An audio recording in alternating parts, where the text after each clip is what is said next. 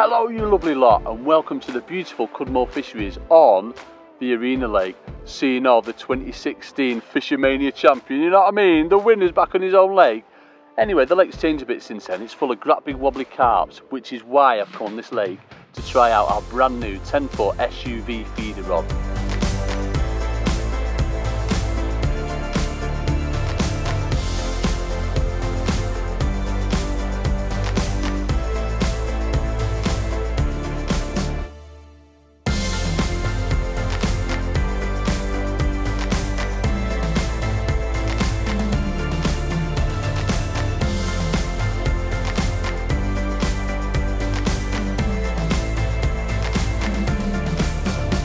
What a bit of kit it is. It's just absolutely phenomenal. I can't wait for when it's like warmer and like the carp are going absolutely nuts, because this is going to be a proper beast tamer. So why have we brought the 10-foot SUV rod out? Well, the 10-foot feeder rod, absolutely phenomenal rod, but we just felt as though we needed something with a little bit more backbone. So SUV feeder, what does SUV stands for? It stands for super ultraviolet, of course. Doesn't really, it stands for stepped up version. Stepped up version means it's 20% stronger than the feeder rod.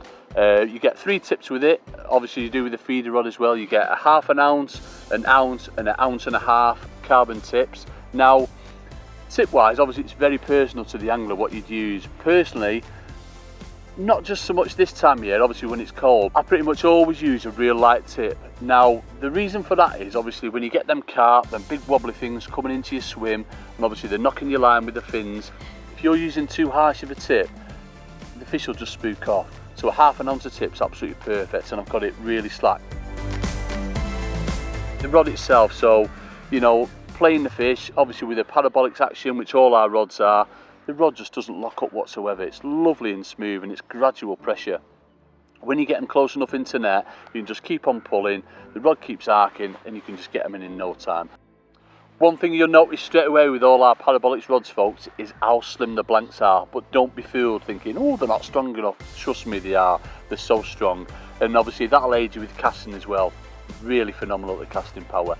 Now, weights wise with the SUVs, you know, casting weights, I tend to stick to, you know, 24 gram minimum up to sort of say 36 grams, something like that. But trust me, you'll be able to cast a lot heavier weights than that, you know, up to 48 gram. Obviously, the whole point of like the 10-foot rods I was using today, I'm not chucking it a big distance. You know, even if it's really windy, you'd still get the accuracy with like a 24 up to like a 36 gram feeder. I'm not fishing hybrids at the moment. I'm just fishing on an old pellet cone, and it literally doesn't feel like, you know, you've got anything in your hand with just a little tiny bomb on. It's just like an extension to your arm.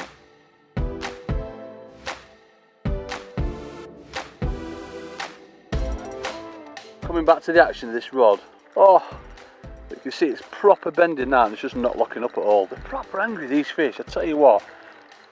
And it's just so smooth. But the beauty of them is, when you get them under your rod tip, you basically just keep pulling, it doesn't lock up, and they just come straight in.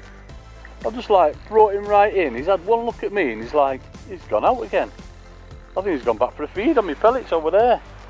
There you go, and just keep pulling. See what I mean? They just come up. Look at that. Just keep coming up. Ooh. Lovely. That's the beauty of that, you know, 20% stronger there. You saw it in one, folks. Basically, a lot of these waters, you know, certainly commercial wise, you're not chucking far. Here on the Arena Lake, the island's probably 30-32 metres away, and it's lovely for casting up to sort of 40-45 yards at the most. It's just a nice, comfortable rod. The other thing you've got to bear in mind as well is obviously during the summer months when you're fishing the pellet waggler, obviously pellet waggler wise, you might be only chucking it sort of 18 to 22 metres, and you know the 10-foot rod is ideal to cast over that, you know, when the fish drop a little bit deeper to your key, and then obviously, you know, you can just coincide that with a waggler. So for me, 10-foot rods are more popular than anything else at the moment, and it's certainly, you know, one of the first feeder rods out of my bag, rather than sort of like, as I say, your 8 or 9 foot rod, or even going that little bit longer.